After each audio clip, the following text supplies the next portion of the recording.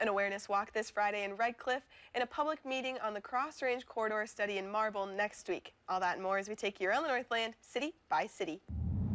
We start in Sawyer County, where the Public Health Department has created an online training for those interested in learning how to administer Narcan.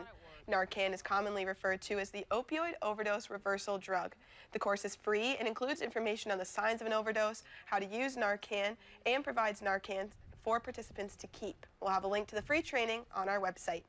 Next, we head to Red Cliff, where the Family Violence Prevention Program is hosting a Missing and Murdered Indigenous Women Awareness Walk this Friday. Community advocates say that the disproportionate risk of violence against that population is a public health crisis.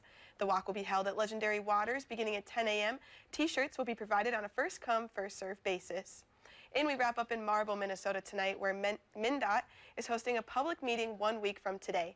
Crews will be discussing the Highway 169 Cross Range Corridor study from Pengilly to Taconite. The meeting will be held at the Marble City Hall beginning at 5 with a presentation starting at 5:30. Staff will cover the needs of the corridor based on community and industry feedback, as well as present possible alternatives and how well they would meet those needs. For those unable to attend, a recording of the meeting will be posted online, and we'll have a link to the project website at northernnewsnow.com.